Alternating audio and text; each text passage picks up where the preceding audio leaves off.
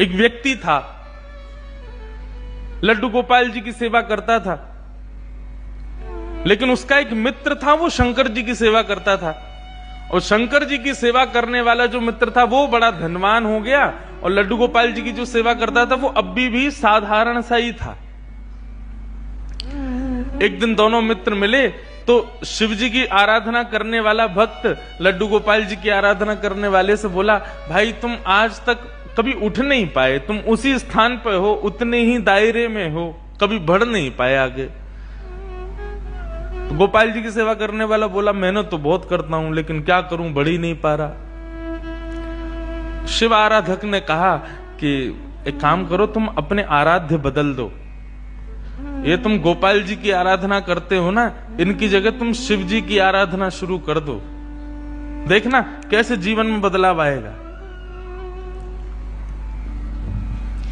व्यक्ति के अंदर सबसे बड़ी कमी क्या है? ठाकुर जी के प्रति अविश्वास, अपने कर्तव्यों के प्रति अविश्वास, और सबसे बड़ी बात कहूं, अपने प्रति अविश्वास।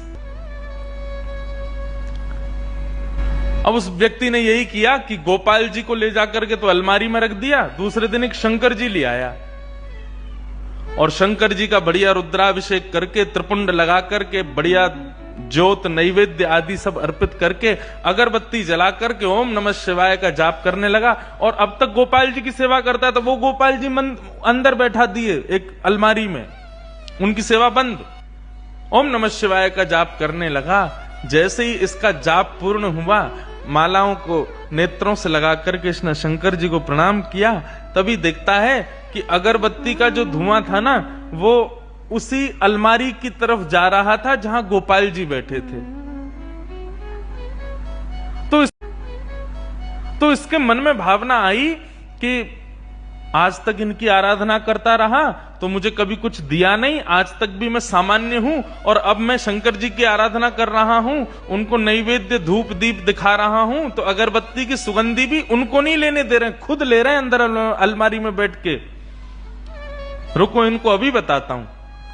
उठ करके गया, अलमारी खोल करके जैसे ही गोपाल जी को पकड़ने लगा, इतने में ही गोपाल जी सच में प्रकट हो गए, और उस प्रकट होकर के उसका हाथ पकड़ लिया। जैसे ही गोपाल जी प्रकट हुए, उस भक्त ने कहा, बोले भगवान आप प्रकट हो गए? बोले हाँ प्रकट हो गए। बोले तो फिर ये तो मैं सबको बता दूंगा कि भाई शिव जी की आराधना से गोपाल जी प्रकट होते हैं। गोपाल जी बोले नहीं भैया, हम शिव जी की आराधना से प्रकट हुए, ऐसी बात नहीं है।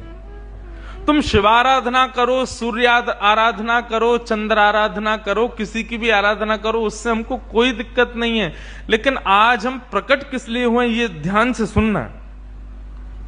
आज तक तुमने केवल हमको अष्ट धातु की एक मूर्ति समझा था, तुम्हारे मन में कभी ये भावना नहीं आती थी कि इनकी आंखें भी हैं, इनकी नाक भी है, इनकी जीभ भी है, इनके कान भी हैं, इनकी त्वचा भी है, इनके हाथ पैर भी हैं। परंतु आज जब वो अगरबत्ती का धुआं सहज ही मेरी तरफ आ गया, तो तुम्हारे मन में ये भावना आई कि अगरबत्ती की सुगंधी मैं ले रहा हूं, मतलब मैं जड़ नहीं हूं, मैं चैतन्य हूं।